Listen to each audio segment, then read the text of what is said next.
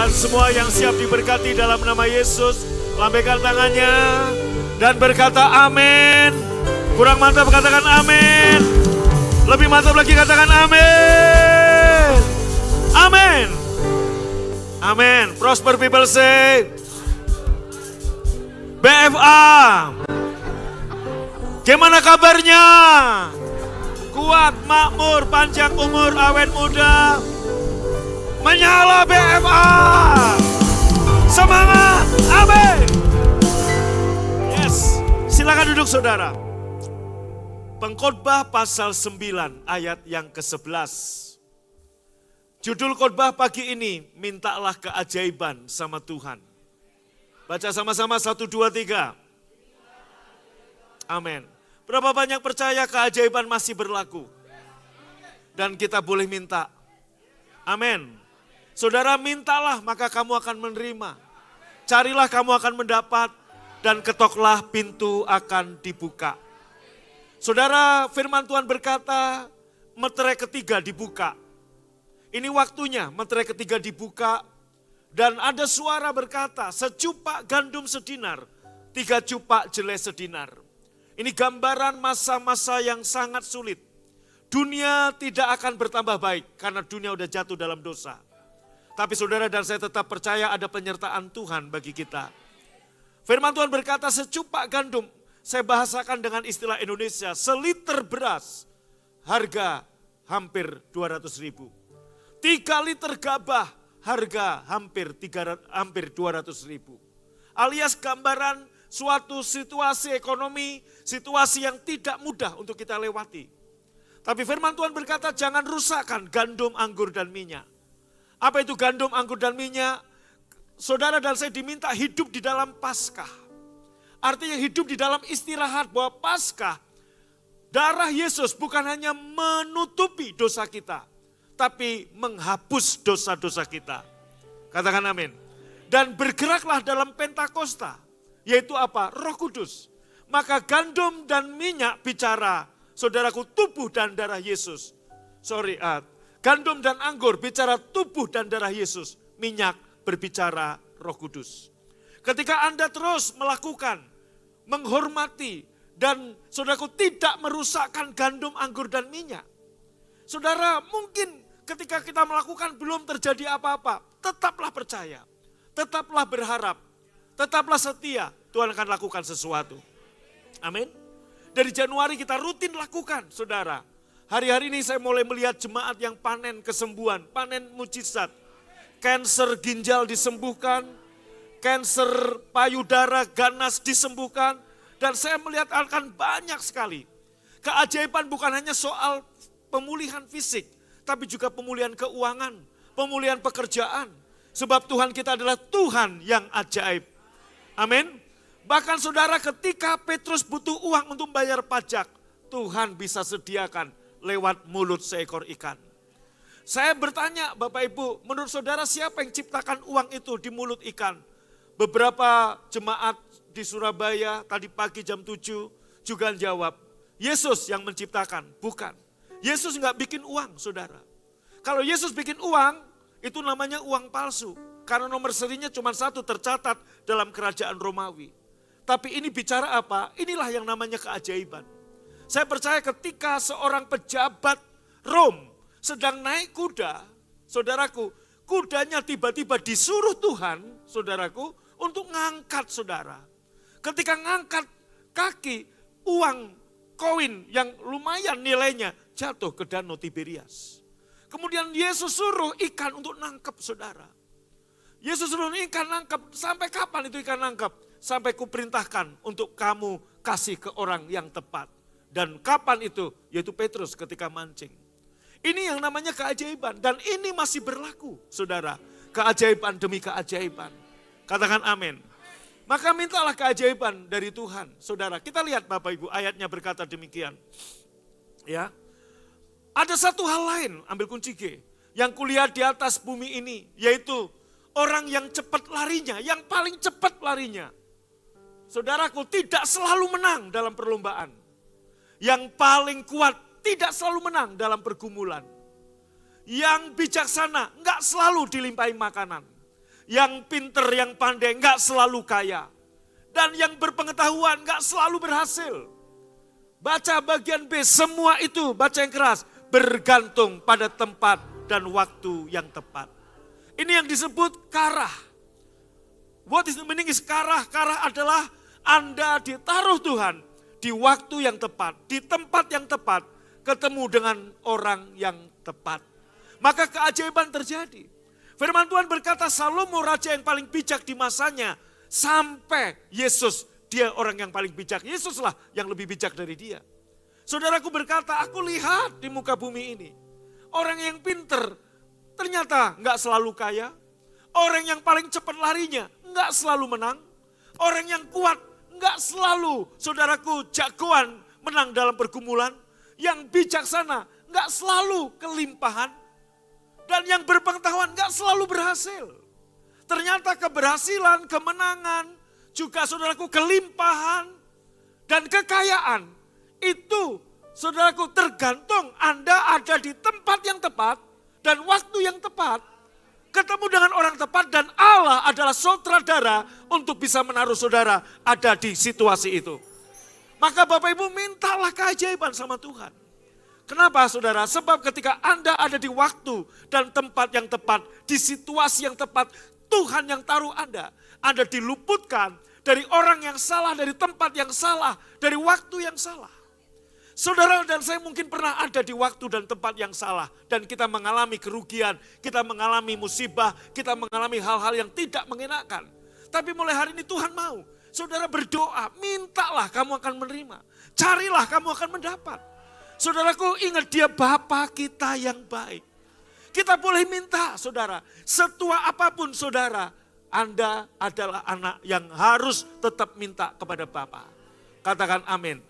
Nah Bapak Ibu Anda lihat, semua itu bergantung pada tempat dan waktu yang tepat. Artinya siapa yang tahu waktu yang tepat, tempat yang tepat, cuma satu, dia sutradaranya. Maka kita anak-anaknya datanglah pagi ini. Minta sama Tuhan setiap bangun tidur. Anda adalah kebenaran Bapa di dalam Yesus. Saudaraku jangan tolak kasih karunia. Sekali lagi Galatia 2 ayat 21 berkata, aku tidak menolak kasih karunia saudara. Ya, sebab sekiranya ada kebenaran oleh hukum Taurat, sia-sialah kematian Kristus. Karena kematian Yesuslah Anda dan saya hidup dalam grace, dalam kasih karunia. Maka jangan tolak kasih karunia. Anda berpikir bahwa semua keberhasilan, semua kemenangan, semua ini adalah kekuatan kita. No, kalau begitu namanya bukan kasih karunia. Nanti saya akan berikan contoh-contoh kesaksian bagaimana orang yang menerima di waktu yang tepat, di tempat yang tepat, dan menerima kasih karunia. Maka buka hati, jangan tolak kasih karunia. Bapak Ibu, oke kembali ke tadi. Waktu dan tempat yang tepat dalam bahasa Ibrani artinya karah, saudaraku. Karah artinya apa? Ditaruh Tuhan di tempat yang tepat, di waktu yang tepat. Dan ketemu dengan orang tepat. Kata karah pertama kali muncul, itu Tuhan berikan kepada seorang pembantu.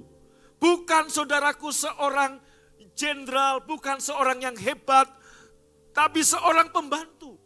Pribadi pertama yang Tuhan pilih untuk menerima kata karah adalah pembantu Abraham. Kenapa kok Tuhan pilih pembantu? Saudara, saya mendapatkan beberapa contoh di Alkitab. Yaitu pembantu, orang-orang yang sederhana. Justru Tuhan nyatakan, ini bicara, Tuhan ngajar kita. Supaya kita punya hati yang, saudaraku, tulus, hati yang percaya, hati yang enggak sok pinter. Saudara, pembantu Abraham, ini satu. Sebelum kita lanjutkan di sini, saya kasih contoh lagi. Satu kali seorang jenderal bernama Naaman sakit kusta. Dia seorang jenderal panglima perang, saudaraku, kerajaan Asyur, Suriah. Saudara, dia kusta.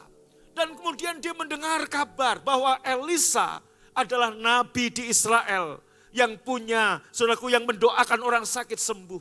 Dia datang kepada Elisa dan berkata, saudaraku, dia minta supaya disembuhkan.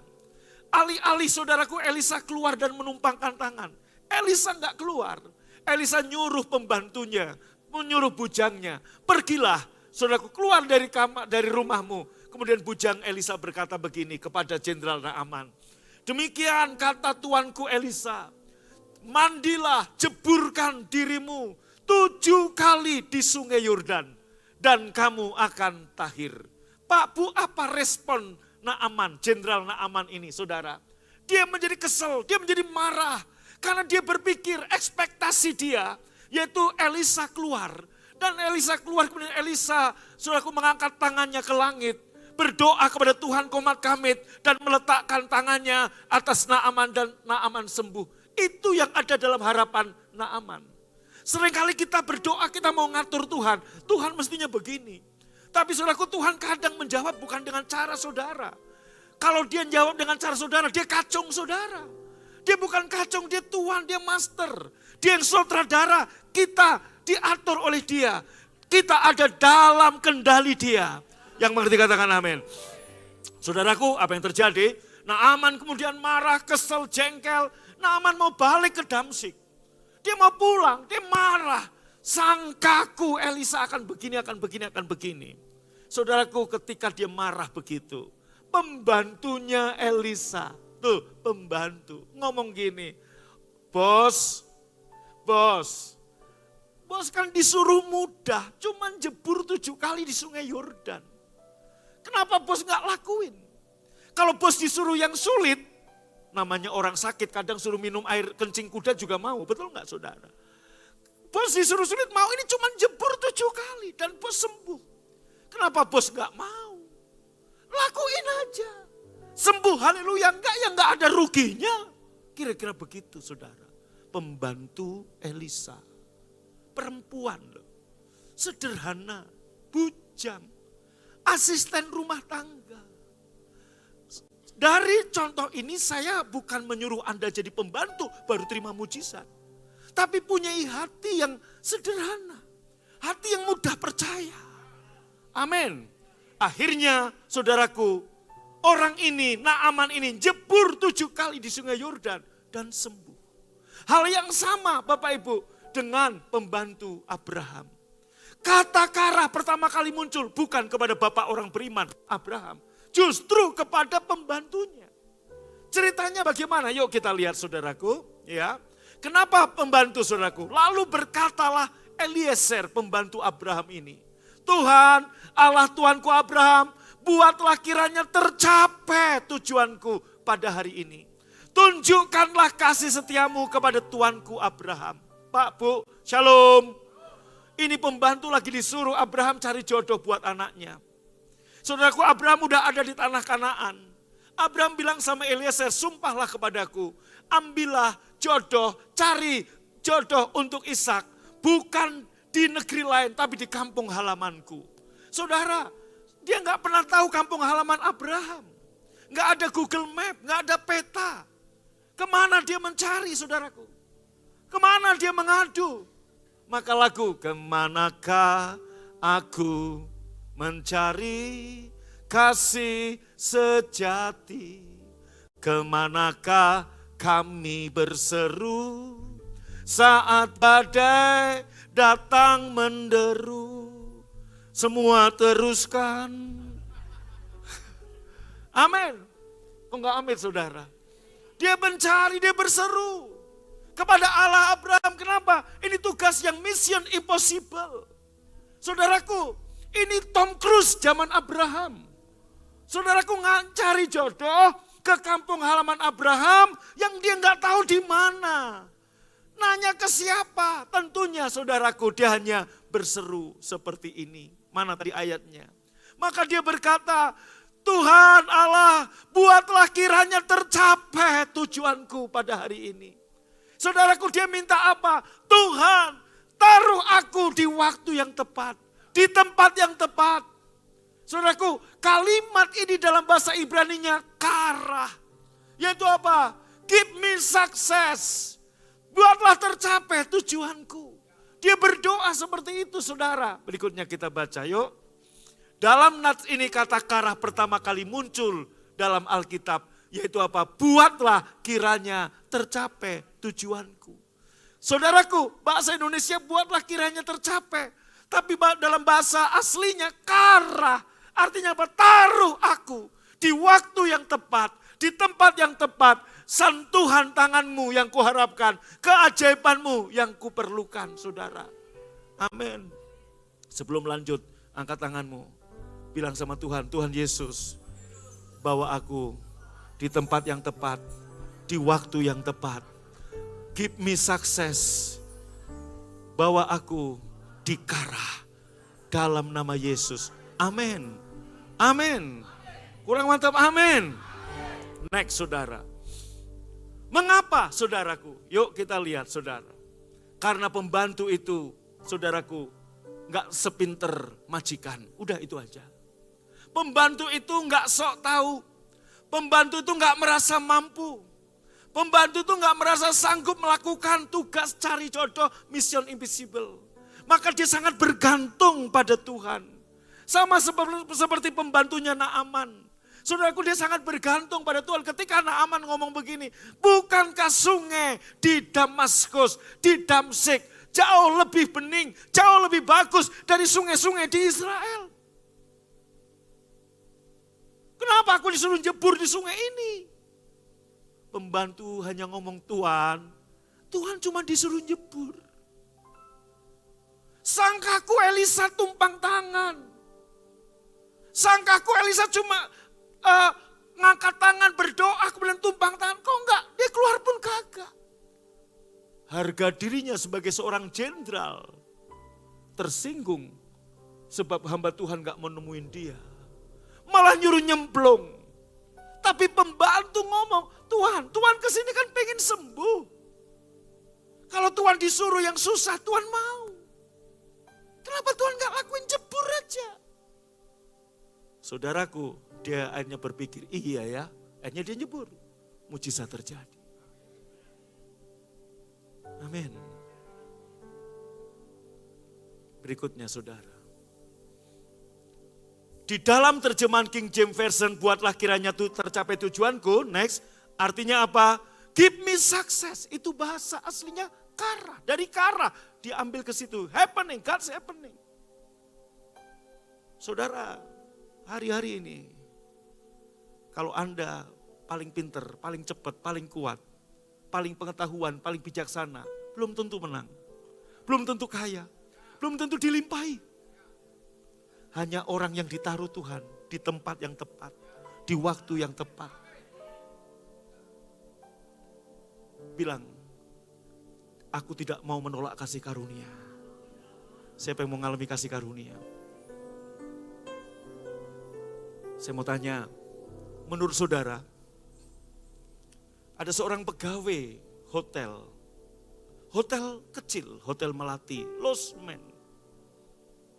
Menurut saudara, sehebat apapun dia, gini ya, kalau dia ada di hotel kecil, padahal di kota itu banyak hotel besar, berarti dia nggak pinter, dia bukan lulusan cum laude universitas terkenal. Dia pegawai resepsionis di hotel, di losmen. Artinya dia nggak hebat. Menurut Anda kalau dia kerja keras, sekeras-kerasnya, sampai kapan dia bisa jadi GM hotel bintang 5? Perlu waktu berapa tahun? 5, 10, 20? Mungkin dia harus ambil S2, S3 dulu di Harvard University. Itu pun belum tentu. Tapi kalau Tuhan taruh kamu dan aku di tempat, di situasinya Tuhan, nggak perlu waktu lama. Itu yang namanya grace. Itu namanya keajaiban. Tadi ibadah jam 7, saya nggak siapkan ini, tiba-tiba Tuhan ingatkan. Satu orang muda, resepsionis di sebuah losmen kecil di kota Philadelphia. Saudaraku, malam itu dia bekerja seperti biasa. Ada pasutri tua datang dan berkata, adakah kamar kosong untuk kami menginap? Resepsionis berkata, Tuan, Nyonya, mohon maaf, losmen hotel kecil kami penuh. Sama seperti seluruh hotel di kota Philadelphia hari ini. Sebab ada 3 event besar. Sementara di luar hujan, dingin, menyengat. Tentunya Pak Sutri ini udah cari penginapan, cari hotel dari pintu ke pintu. Kalau ini pernah terjadi di zaman Lot, keajaiban pernah terjadi di zaman Abraham, keajaiban terjadi di zaman Naaman, ini juga terjadi dalam dunia modern. Anda dan saya ada dunia modern, Tuhan kita nggak berubah, keajaiban menjadi milik saudara ketika kita minta. Saudaraku, pasangan suami istri udah mau pulang, mau keluar cari hotel lain. Pemuda ini berkata, tapi saya nggak akan membiarkan bapak dan ibu kedinginan di luar. Jika berkenan, ada satu kamar untuk kami pegawai. Ngineplah di kamar saya. Pak Sutri ini nginep. Besok pagi saudara, sambil bayar dan serahin kunci kamar, bapak tua ini bilang sama anak muda yang resepsionis, harusnya model kayak kamu ini jadi GM hotel terbaik di Amerika. Dia sangka itu hanya pujian basa-basi, senyum. Dan dia forget it, lupainlah kata-kata itu. Sudah dia bekerja seperti biasa. 2 tahun kemudian, surat datang dari New York, dari bapak tua ini. Mengundang anak muda ini tuh pergi ke New York. Lunch atau dinner meeting lah sama bapak ini. Sampai di situ diajak jalan-jalan. Di satu persimpangan, ada sebuah bangunan hotel baru. Besar, megah. Dan dia bilang sama anak muda ini, aku bangun 2 tahun untuk kamu kelola hotel ini. Tepuk tangan bagi Tuhan. Siapa pemilik hotel ini? Waldorf Astoria. Siapa pemuda ini? Saudaraku. Kalau nggak salah William Charles Booth. Anda tahu, itulah kasih karunia. Kalau dia mau kerja banting tulang, sehari dia hanya tidur 3 jam, belum tentu dalam waktu 2 tahun. Terima keajaiban. Jangan tolak kasih karunia. Keajaibannya masih ada buat kita. Yang mengerti lambaikan tangannya. Maka setiap bangun tidur, bilang aku kebenaran Bapa. Kurang mantap, aku kebenaran Bapa.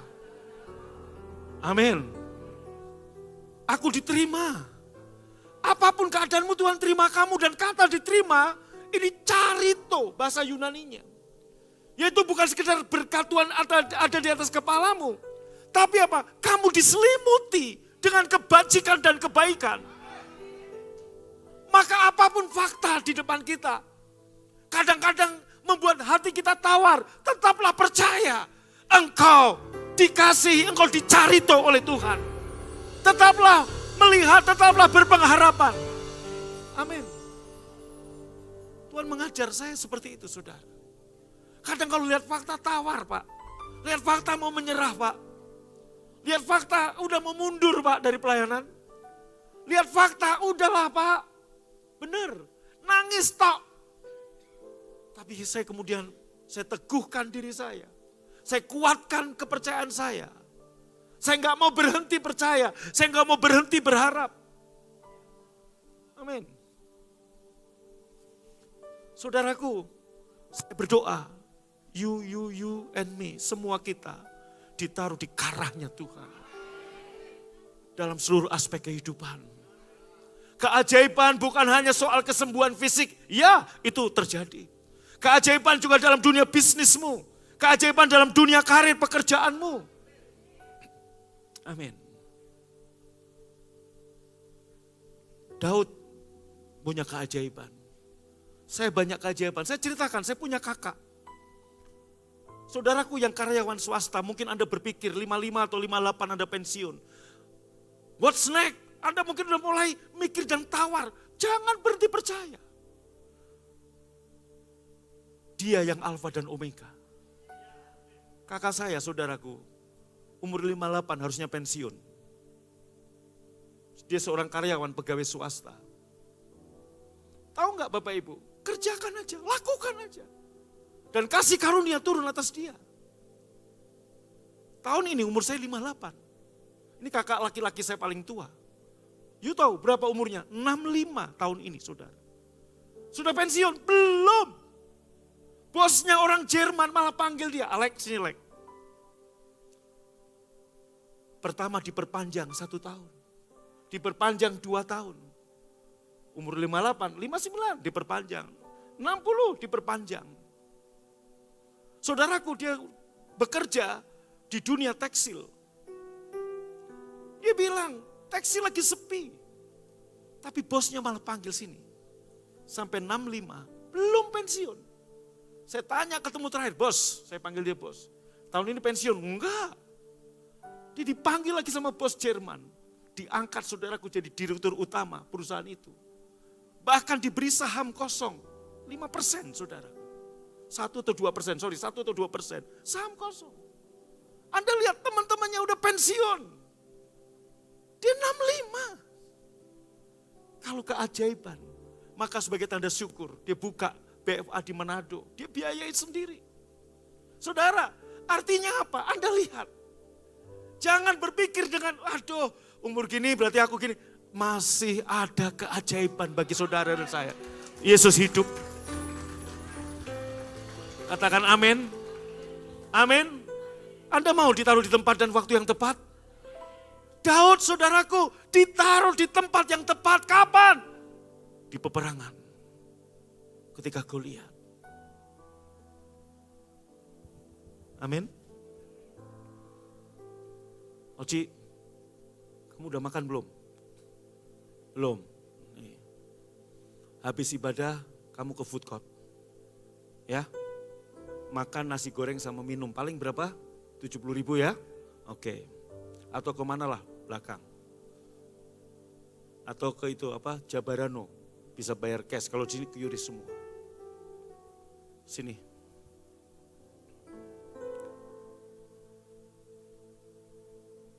Kamu aktif di gereja ini sudah aktif berapa tahun? Setelah aktif, sebelum nikah dan sekarang? 3, 4, ya 5 tahun. Nanti kamu makan, bayar pakai tisu. Bayar pakai tisu. Mau enggak? Iya pakai tisu. Habis makan, bayar pakai tisu. Mau?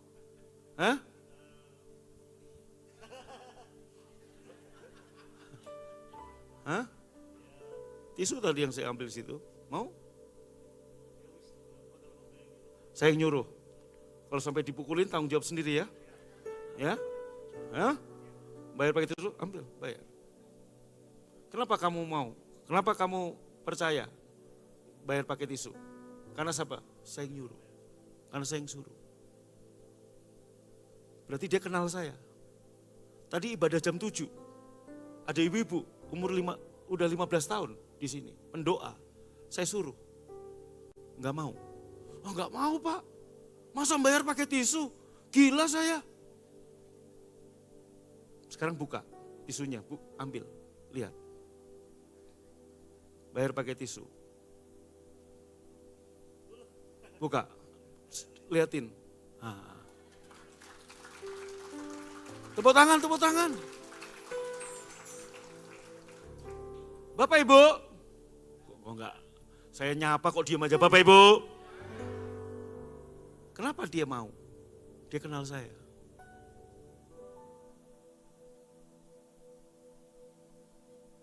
Tenang, saya kasih. Amin. Kok langsung ini, tenang aja saya kasih. Padahal ibu tadi yang jam 7, saya suruh datang lagi jam 9. Kan udah tahu kan? Awalnya tadi gak mau dia. Nah Bu, nanti kalau mau bilang, karena udah tahu tadi jam 7, artinya ngomong gitu. Pak Bu, kadang Tuhan suruh kita gak lihat uangnya. Kita hanya lihat tisunya. Betul? Halo? Tapi kadang kita berhenti di tisu. Kita berhenti percaya. Kita berhenti, enggak deh, tisu. Daud, give me success Lord. Bawa aku di karahmu. Tuhan taruh karahnya. Kan bertemu dengan orang tepat di waktu tepat, di tempat yang tepat. Orang tepatnya Daud, Goliat. Ngeri bah. Menyala bangku. Shalom. Orang tepatnya Daud siapa? Orang tepatnya pemuda tadi, Waldorf Astoria. Orang tepatnya Rut, Boas. Orang tepatnya Daud, Goliat. Kadang Tuhan bungkus mujizat Anda dengan sesuatu yang kamu nggak bisa lihat. Tadi Bapak Ibu, Anda kan ini tisu tadi saya ambil dari sini. Betul nggak? Kamu lihat kan? Saya masukin kantong. Saya kasih. Kok bisa ada duit? Siapa yang menciptakan duit? Tuhan, bukan. Departemen Keuangan RI. Kok bisa ada duit? Saya belajar sulapan. Bercanda. Pak Bu, salam. Kadang kita udah langsung negatif thinking lihat fakta. Kok gue lihat? Aku diurapi. Pagi ini setelah Anda perjamuan Anda akan diurapi. Setelah itu Tuhan akan bawa kamu di tempat yang tepat. Di waktu yang tepat. Ketemu dengan orang tepat. Dan orang tepat itu mungkin Goliat. Saya nggak tahu. Jangan gitu Pak, serem. Lah. Mungkin bungkusnya tisu tadi. Kenapa kamu nangis? Karena terima duit? Lagi kamu banget ya? Iya. Amin, shalom. Shalom. Pak, Bu, nih saya kasih tahu ya. Saya doa, Tuhan saya pengen keluar negeri. Seumur-umur aku gak pernah keluar negeri Tuhan. Saudaraku, dari saya belum nikah saya udah bikin paspor. Sampai 5 tahun paspor habis, belum juga terbang. Dulu terbang tuh mahal, fiskalnya aja cetio. Fiskal, itu bayar fiskal, belum tiket. Tapi doa saya dijawab, Tuhan aku butuh keajaiban-Mu. Tuhan bawa saya di mana? Tempat yang tepat, waktu yang tepat, ketemu dengan orang tepat, di toilet. Toilet. Bilang kiri kanan. Ko Ivan, di mana Ko Ivan? Toilet. Saya lagi kencing. Saya nggak perlu praktekkan kan kayak gimana? Sebelah saya kencing juga. Singkat cerita dari kencing itu. Orang ini yang bayarin saya keliling Eropa. Cuman di toilet. Doa saya 5 tahun sebelumnya, Tuhan aku pengen keluar negeri. Pengen lihat minimal Singapura deh Tuhan. Tuhan gak kasih Singapura toh. Kasih menara Eiffel, I am coming Eiffel. Amin. Dan saudara gak tanggung-tanggung saya dikasih pesawat naik seatnya business class. Bukan ekonomi, bisnis. Namanya orang kampung dikasih makanan suruh milih. Nggak ngerti saya saudaraku. Saya pilih ini taunya apa? Bebek bentuk gede. Waduh gila nih. Maksudnya keajaiban masih ada bro. Sis. Mintalah sama Tuhan. Tuhan akan bawa saudara di tempat yang tepat, waktu yang tepat. Ketemu dengan orang tepat dan kita jangan kita ngatur Tuhan harus gini. Biarkan Tuhan atur. Saya tadi kasih oci, kamu makan ya. Nih, bayarnya pakai tisu. Ya udahlah gak apa-apa, Bapak yang nyuruh, saya percaya. Itu. Dia percaya, Pak Agung gak akan bohongin saya. 5 tahun. Jadi bukan berapa tahun kamu kenal Tuhan. Sudah mengenal dengan baik gak? Dia Bapa yang baik bagimu.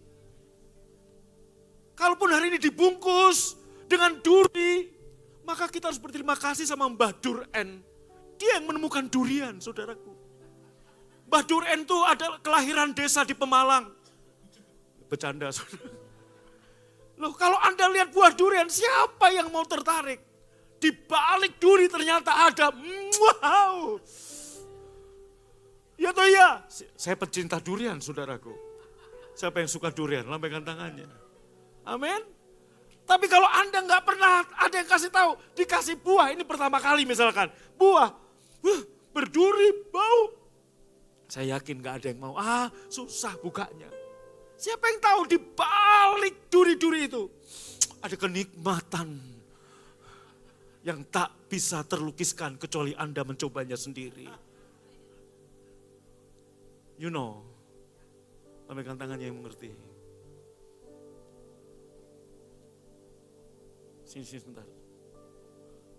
Tenang saya kasihin. Kayaknya khawatir, percaya. Kamu udah kenal saya 5 tahun kan? Percaya. Saudaraku, ibu pendoa tadi, udah berapa tahun Pak? 15 tahun. Enggak mau saudara. Bu, makan. Ibu pengen bubur ayam. Iya, pakai ini nih, bayar. Enggak apa. Kenapa? Tisu. Iya, tisu dari Pak Agung beda. Enggak, ini tisu penuh urapan. Enggak percaya. Begitu, ternyata ada cepek ceng. Tahu gitu saya mau. Banyak dari kita sudah nolak duluan. Oci, terima. Atau tadi kamu udah lihat online? Oh enggak, kalau udah lihat online saya minta lagi. Enggak aja. Amin. Yes, dia terima. Boleh duduk sekarang. Buat kamu betul. Iya, masukkan kantong kolektor.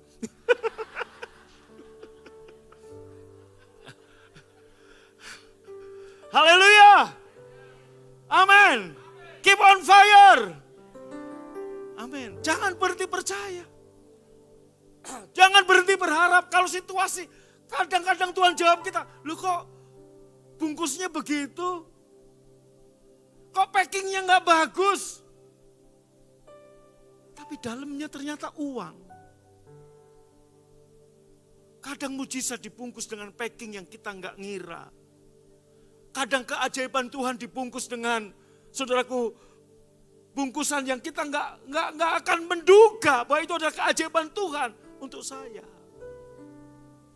Satu ayat lagi, gimana caranya untuk kita menerima keajaiban? Jadilah seperti firman Tuhan dalam Galatia 2:21. Aku tidak menolak kasih karunia. Sekiranya ada kebenaran oleh hukum Taurat, maksudnya apa? Kalau keselamatan aja karena kasih karunia, maka kesehatan, kelimpahan, karir, itu semua adalah kasih karunia. Cuman kita banyak tentara, banyak polisi. Mereka share ke saya, ada orang yang saudaraku. Saya nggak perlu cerita, ada orang, ini teman dari jemaat. Saudaraku karirnya nggak bagus-bagus amat. Saudaraku dia yang lain udah naik, dia tetap di situ. Tapi satu kali dia ada di waktu yang tepat. Apa itu? Tiba-tiba ada 2 orang.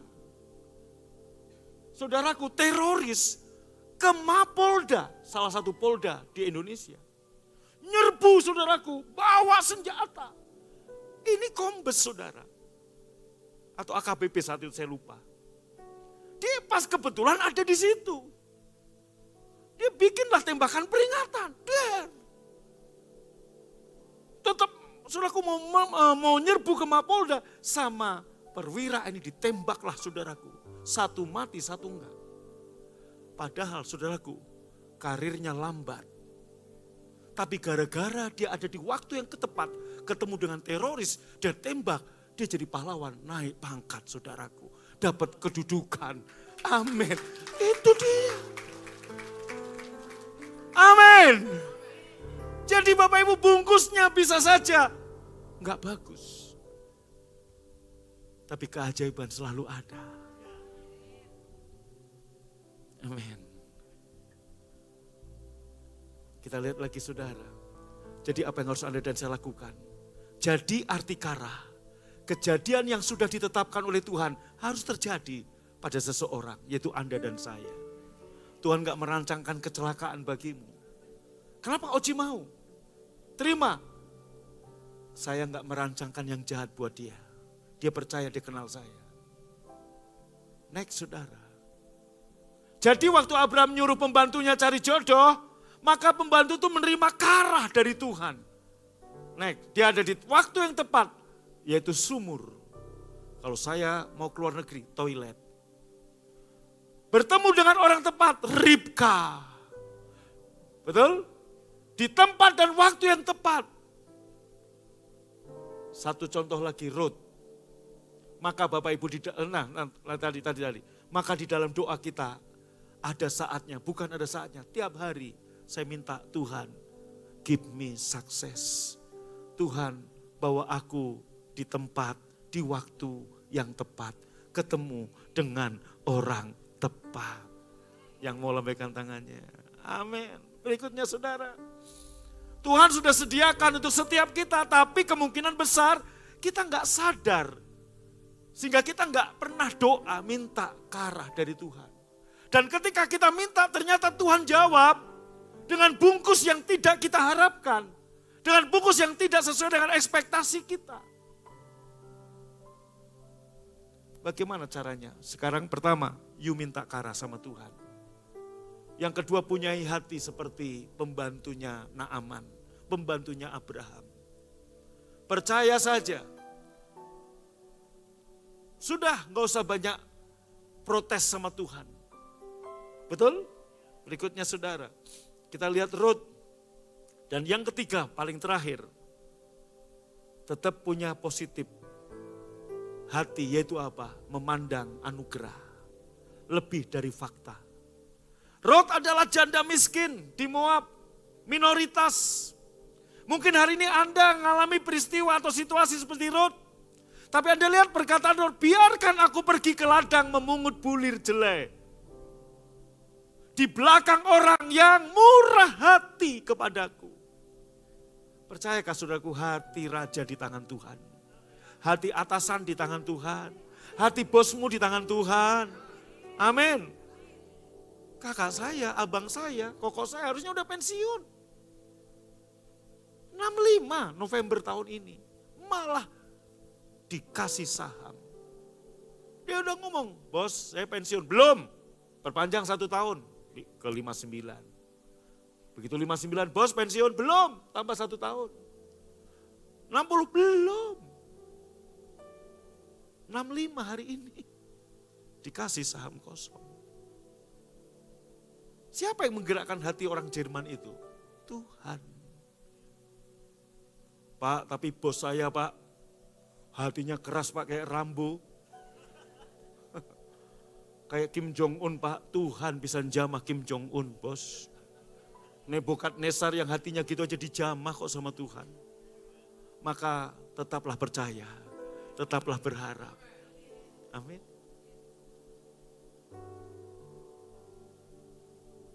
Kemudian yang terakhir ini, Anda lihat, kebetulan Ruth ada di ladang Boas. Siapa yang bawa Ruth di tempat yang tepat, ketemu dengan orang tepat?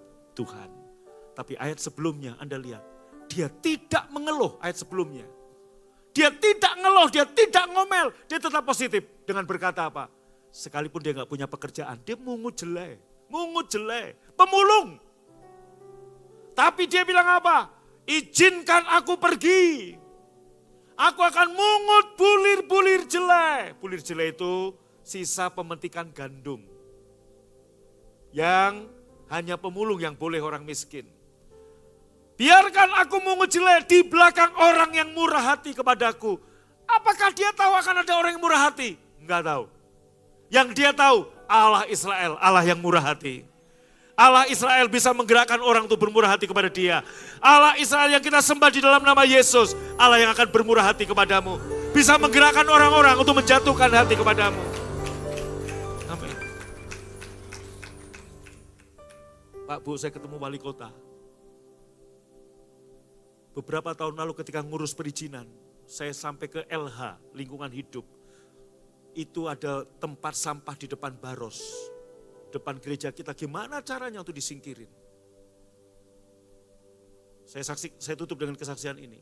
Satu pegawai bilang begini, enggak mudah Pak mindahkan ini, karena kalau mindahkan ini ke tempat katakan lahan si Bapak A atau Bapak B, kita harus minta izin Pak, supaya bisa pindah. Lah saya jawab, lah dulu waktu taruh di tempat di depan tanah gue, kenapa enggak izin gue? Waduh enggak tahu AIO jawabnya saudaraku. Tapi hari ini, kemarin Jumat saya dipanggil wali kota, Sabtu saya dipanggil wali kota. Wali kota bilang, Pak tahun depan kita akan bangun puskesmas. Enggak mungkin ada puskesmas tempat sampah di situ. Jadi gimana Pak? Kita akan pindahkan. Oh alhamdulillah, amin saudaraku. Amin. Yes. Dan saudara tahu,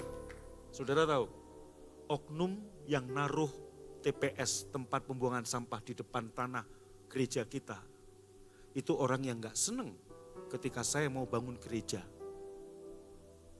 Dengan otoritasnya sebagai pejabat, dia taruh situ. Ya udah, Anda tahu, yang naruh itu, naruh sampah di depan rencana rumah Tuhan. Hati-hati ya, lawan Tuhan gue. Apa yang terjadi? Dia mati sebagai sampah di tempat sampah. Anda tangkap? Dia mati di tempat sampah sebagai sampah masyarakat. Alias apa? Mati di penjara sebagai sampah masyarakat. Amin. Maka jangan main-main sama Tuhan gue. Lu sama gue boleh, sama Tuhan gue jangan. Menyala bangko. Amin. Amin. Yes. Amin. Saudara, tahap 1 pembangunan, saya minta keajaiban Tuhan, selesai tahap 1. Sekarang kita mulai tahap setengah 2. Maksudnya apa? Aspal apa? Jalan-jalan mau diaspal dulu atau di beton atau di paving block dulu biar rapi. Nanti tahap 2-nya tahun depan. Kita mulai untuk finishing yang 5.000 orang. Saya hanya minta keajaiban.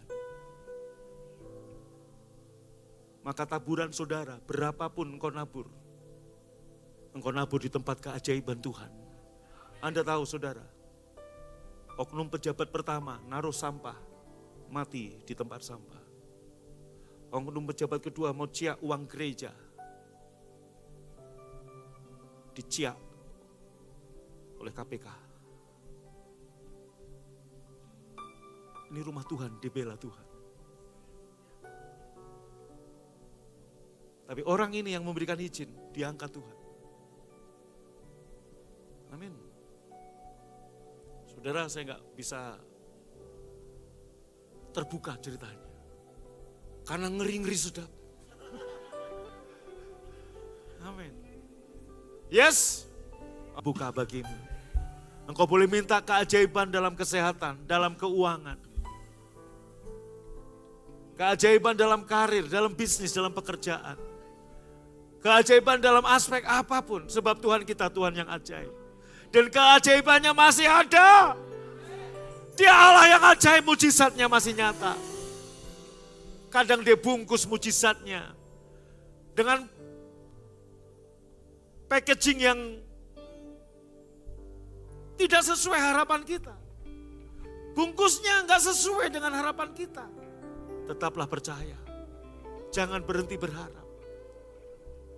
Dia udah bayar semua keajaiban yang kau perlukan, mujizat yang kau perlukan dengan tubuh dan darahnya yang hari ini kita nikmati. Yesus mengambil roti, mengucap syukur, memecah-mecahkannya dan berkata, inilah tubuhku yang dipecah-pecahkan bagimu. Ambillah dan makanlah menjadi peringatan akan aku yang percaya ini tubuh Yesus. Ambil dan makan dalam nama Yesus.